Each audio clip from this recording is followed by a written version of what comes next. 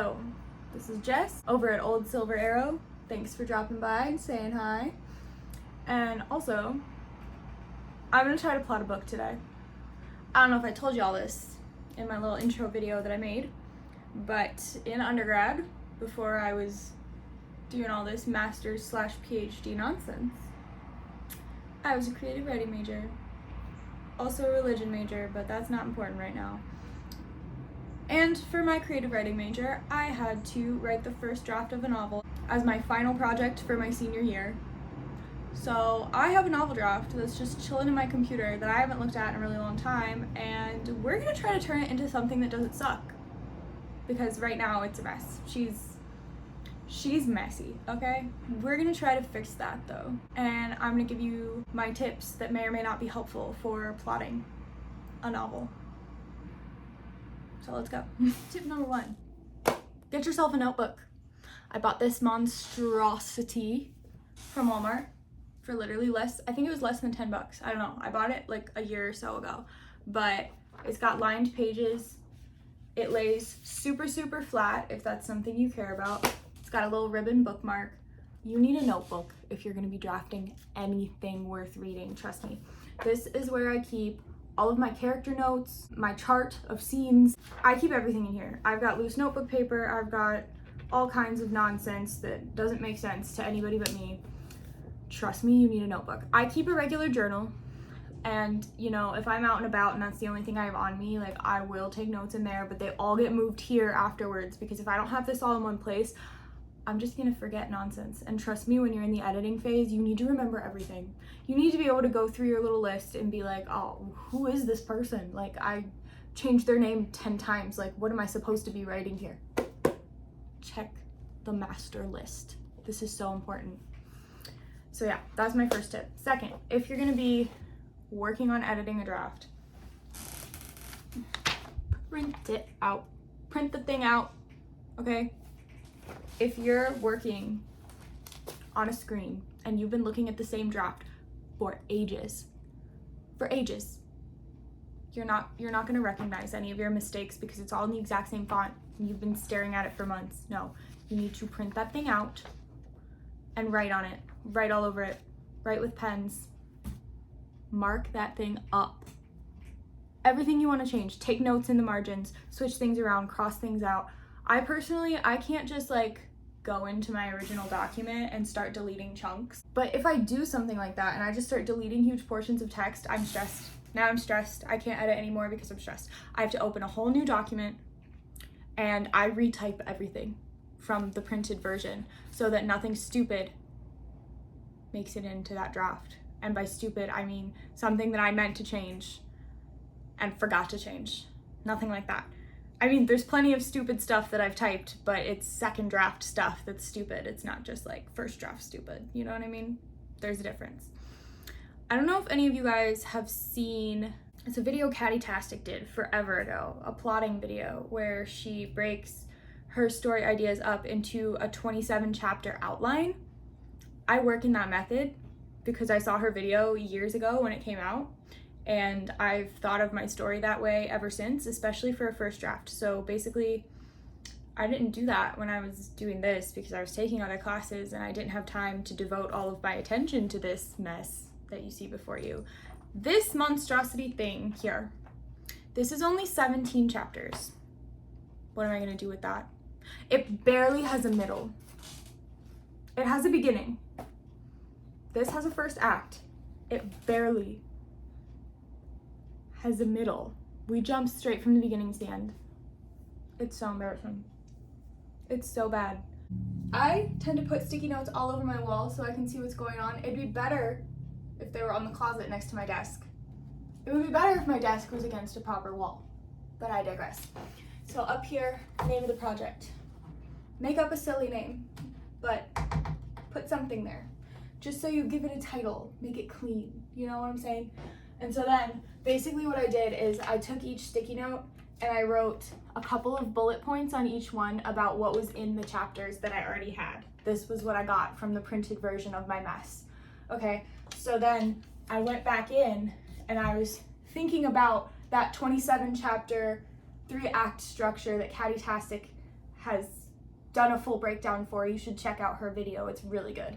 But I basically went through and I tried to analyze how each of my chapters that I already had fit into that structure, and then I moved them accordingly. And like at first it looks good, right?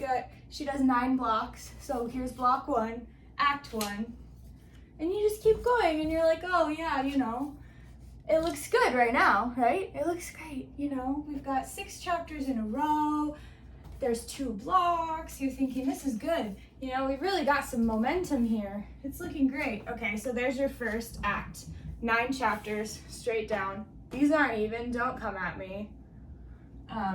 These sticky notes have been up here a long time, so they might not even be sticky anymore.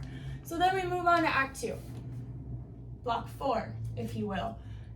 Too bad that after you do chapter 13, nothing makes sense anymore. I can't keep going like this because like I said, I didn't write the middle, I wrote the end. And not only did I write the end, I only wrote the beginning of the end. So chapters 14 and 15, they're stuck together like this. You know why? Because they're the same. They should be one. I only chapter broke because I thought it would be interesting. It's not. And so then 16 goes there, 17 goes here, and that's all I have. 17. I'm missing 10 chapters to make it fit into a normal structure. So here we go. What goes in the blanks? My cat got scared by the air conditioner, and that's the sound you hear. Anyway, my next tip. Get yourselves some colored sticky notes. I bought these at Target, and then I ripped the block of sticky notes apart so that I could have access to all the colors at once. This is important, okay? So once you're plotting, you're gonna color code, okay? Orange is caution, orange is caution. Orange goes up when I don't know what comes next. They're blank. So anyway, we fill in the rest of the structure like this. And Katytastic does this thing where she gives each one like a little, almost like a prompt, so you know what type of thing is probably supposed to go there. And this is just great for plotting because once you have that all filled in, I'm gonna use yellow for like super caution. But once you can see what's supposed to go in the gap, you can kind of fill it in, and then once you have your completed draft, after everything is said and done, then you know the act structure isn't strict and it doesn't have to stay that way, and mine's definitely gonna change. But as far as like outlining and structuring actually goes, it really helps just to know what pieces you've got and what pieces you're missing. And that's pretty much how I'm gonna structure this thing. I'm not even gonna call it draft 2 because I feel like that's embarrassing because we don't even have a complete, that was 2 sticky notes. We don't even have a complete full draft 1, you know? Like, okay, now you can visually see it. All the orange, which I now realize looks really similar to the pink on camera, but from here and here down, those are the pieces we're missing. I think, just based off of my re-skimming of this mess, because I did skim each of these chapters to write my little bullet points and to look up on here. So in draft 1.5, I have approximately 2 pages where I'm rewriting chapter 1 and trying to make the first few paragraphs not sound like a 3rd grader wrote it. But yeah, this is a really useful way because I tend to write by the seat of my pants. I am a pantser. I have like an image in my head and I try to spit it out onto the screen. As you can see, that doesn't always work.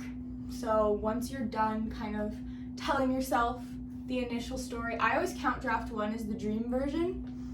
It's basically like things don't necessarily have to connect or go together. They don't have to make sense. They follow dream logic. You know, like in your dream, you're like, okay, it's my house. I know I'm in my house, but also this looks like nothing I've ever seen before, but it's my house. Your first draft should follow dream logic. You know what you're talking about. Your reader's not gonna have any idea what you're talking about, and that's what the plot is for afterwards. That's how you make sense of the everything so that you can make it nice and happy for everybody else, basically.